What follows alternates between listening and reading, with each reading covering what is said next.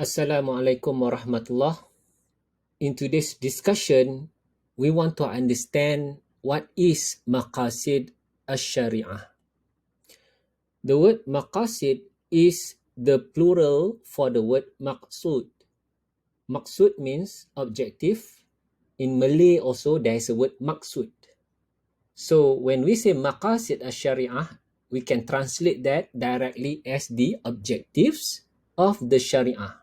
What are the purpose why Allah revealed His Shariah? In the last discussion, we have discussed about what is Shariah. So this idea of what are the objectives of Shariah has been deliberated by many scholars. Imam Al-Ghazali, for example, is famous to propose the 5 hifz related to the Maqasid As-Shari'ah, the 5 protections that are considered as the main objectives of the Shari'ah, namely the protection of life, the protection of faith or religion, the protection of intellect, the protection of properties or mal, and lastly, the protection of lineage. So these are famously being discussed, and the discussion has been attributed to Imam Al-Ghazali. When scholars devise this idea of maqasid, there is no direct mention in Al-Quran or the Sunnah about what are the objectives of the Sharia. So scholars, they have to look at the entirety of the religion in order to come up with the maqasid. Nonetheless, there are certain verses of Al-Quran that Allah would tell us the objective of certain ibadah given to us. For example, when Allah commands us to perform prayer, what are the objective of salah? We can refer to verse of Al-Quran when Allah mentions that Inna salata tanha anil fahsyai wal munkar. Salah can be a form of protection for us against elements of fahsya and munkar. Why we perform siyam or fasting? When Allah mentioned in Al-Quran, Ya ayyuhallazina amanu kutiba alaikumus siyamu kama kutiba alal lazina min qablikum la'allakum tattaqun. So that you become people of taqwa. So that's one of the objective of why fasting is important to us. So these are some examples of verses that hinted to the wisdom, the reason, the objective behind certain rulings or command of Allah Ta'ala. So when we look at Shariah entirely, we want to understand what are the objectives of Shariah.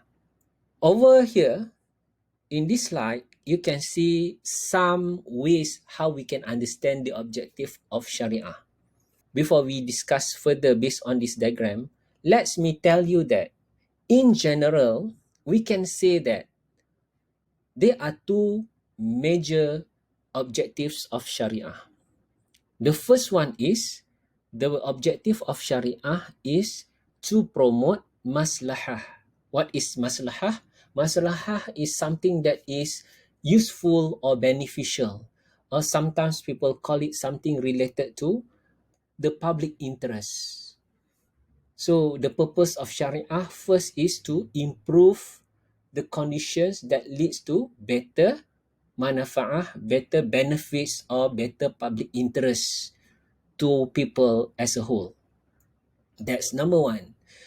The second general objectives of Sharia is to prevent mafsadah, to stop fasad, evil, wrongdoings, crimes from happening, because those are harmful activities, harmful to everyone, harmful to the entire society. So another objective of Sharia is to prevent, to stop harmful activities. So those are the 2 general objectives of Sharia: promoting maslahah and preventing mafsadah. Then come the famous 5 protections that scholars would discuss when they talk about Maqasid As-Shari'ah, public interest or maslahah, especially by protecting the daruriyat elements. Protections over daruriyat, the protection or hifz of these 5 elements that I have mentioned earlier.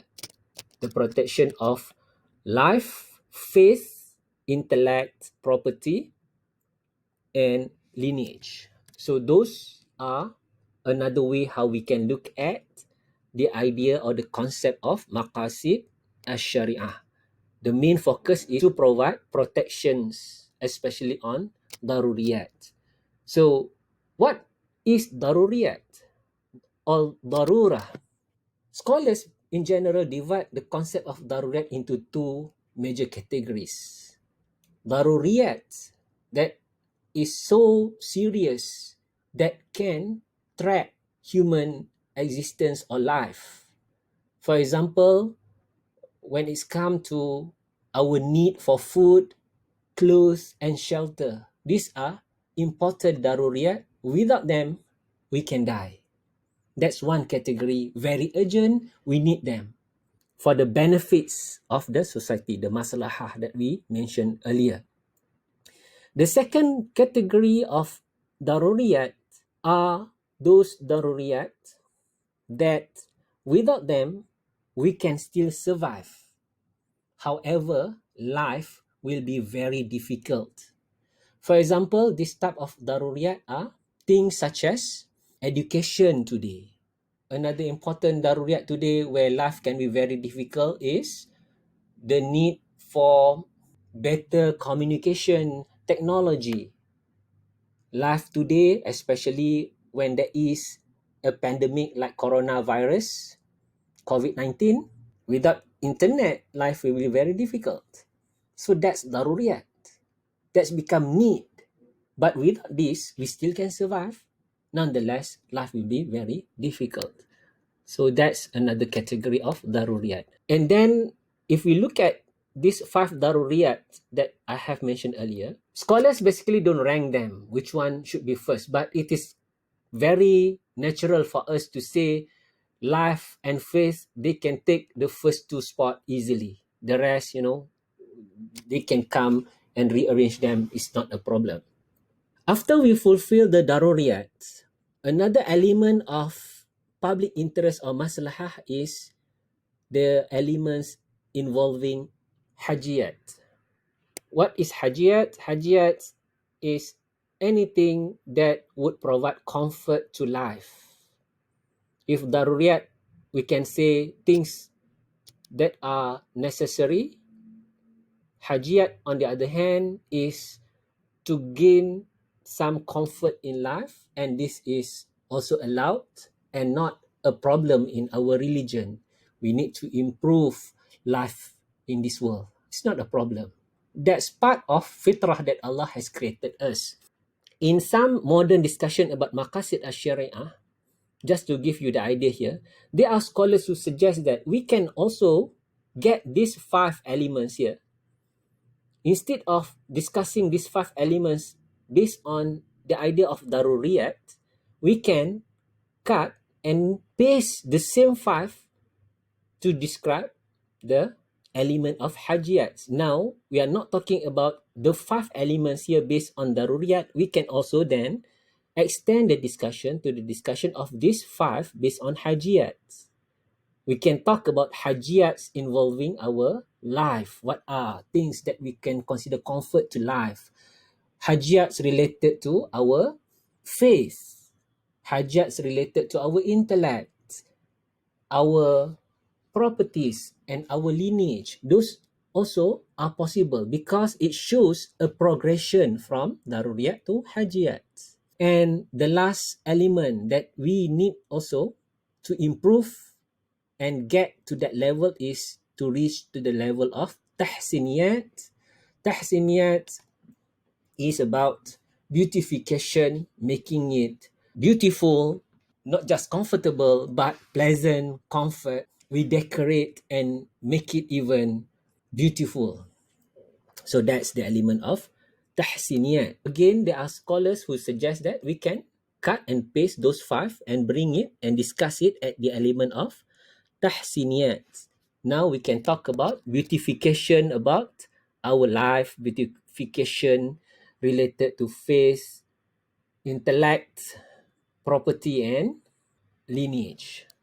So those are also being proposed when we talk about the concept of maslahah under the objectives of Sharia.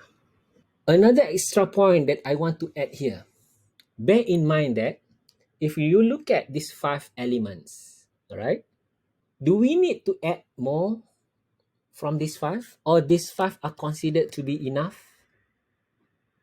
Can we add some more? The quick answer to this is yes, we can add some more because these five come from the Muslim scholars. This is not the direct injunction of Quran and Sunnah that we cannot change at all. You will find that there are many scholars today who would suggest more concern about environment. We need also to talk about daruriyat of the environment. People talk about pollution, global warming, and many more related to the environment. Maybe we need to add the protection of the environment here. There is also the need to protect the state or government because there are many states now in ruin because of failure of governance, failure of the government, demonstrations. There is also the need for that. So those are some suggestions. So my point here is when you look at these five protections, yes, the classical scholars may talk about the five, but remember, we are still free to expand it further. Moving on, just to give you another alternative to understand the Maqasid As-Shari'ah, we can also talk about the objectives of Shari'ah by first understand that why Allah revealed the Shari'ah. First is to provide education to mankind. Education is the key for us to understand everything. What type of education? The most important one is to know about God, His existence, His attributes, and how to worship Him. That's the most important form of education. And therefore, directly you find that revelations would teach mankind about who is Allah and how we, mankind, must worship Him. That's the most important objective of Shariah. Number two, Shariah also is important. As another objective of it is to provide justice to mankind. Why justice? Because the idea of divine justice can only be interpreted in this world according to the revelation that we get through His messenger. What I mean here is the idea of justice, if we want to use our logical mind to interpret that, one person idea of justice will be different than another person idea of justice. One society's idea of justice will be different than another society's idea of justice. So conflict, therefore, would arise just because people have different opinion about what is just, what is adil. So therefore, Allah has made the concept of adil or adl, justice, to be fitrah, where every human would seek for justice, and Allah tell us through His divine guidance how to achieve justice. For example, through His Shariah, the hukum, the rulings that Allah give us, like hudud, qisas, and many other rulings that we get in Al-Quran or the Sunnah, the purpose is to ensure justice to prevail in life. And the last one, we have deliberated earlier, the purpose of Shariah is to ensure the achievement of maslahah or for the betterment of public interest. And this can also be added to prevent any form of mafsadah. Basically, I have explained to you some basic ideas related to the maqasid or the objectives of Sharia. Another important thing for you to know about this concept of maqasid related to the methodology of Islamic economics. This idea of maqasid, especially under maslahah, has been used by scholars to come out with rulings or hukum, and this is under the usulul fiqh. Later we will discuss further in terms of the process, how that may happen. But what I want to bring your attention to now is to give you some example. Let's start with a simple example, the concept of daruriyat. I think many of you know that under the circumstances of daruriyat, sometimes we are allowed to do things that is haram for the sake of our survival. The classic example is when we are stranded in a very deserted place like a desert and no other things for us to eat except, let's say, one haram can of food, like, pork, for example. So in that situation, then for the sake of protection of life, we are allowed to eat that haram items, which is pork in this example, for our survival. That doesn't mean that now is the time for you to really enjoy this haram pork, where you divide them into three categories. One portion masak kicap, another portion grill, another portion is masak lemak. No, you cannot do that. We are allowed to eat that for the sake of survival, and you know the limit for that. That's one classic example how using daruriyat for the protection of life, we then overrule the original ruling of eating pork that is haram originally. We use this idea of maslahah in coming out with that rulings. One example related to economics where the concept of maslahah is also applied is, give you an example based on a Malaysian context. If you look at the type of unit trust provided by the government, such as Amanah Saham Bumi Putra or Amanah Saham Nasional, these are the public unit trusts provided by the government, especially to the Bumi Putra in Malaysia. And if you check the prospectus of these companies where the money has been invested in, some of them involve financial activities including riba. But if you look at the fatwa, the national fatwa would say it is permissible for Muslims to invest money in Amanah Saham Bumi Putra or Amanah Saham Nasional. And the main argument is based on the daruriyat. In order to protect properties of Muslims, Malay Muslim in this country, there is a need for us to still invest in those selected companies in order to ensure that the wealth, the wealth, and the future of Muslim Malay community in Malaysia are protected. So that's one main argument used, making it permissible. So I hope you realize how the context or the concept of Maqasid As-Shari'ah now is becoming more and more important into the debates in Islamic economics. Based on my own experience, in the last 20 years, when you read literature in Islamic economics, you will not find very much Islamic economists bring in the concept of maqasid in the paper or in the articles. But today, almost all fields, when they are discussed by Muslim scholars, we can relate to the concept of Maqasid As-Shari'ah.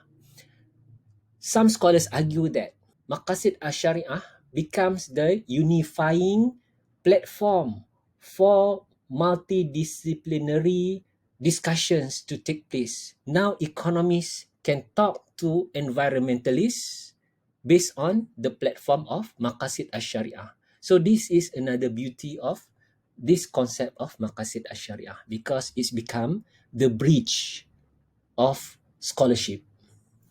I think that's all for today. Thank you for listening. Wassalam.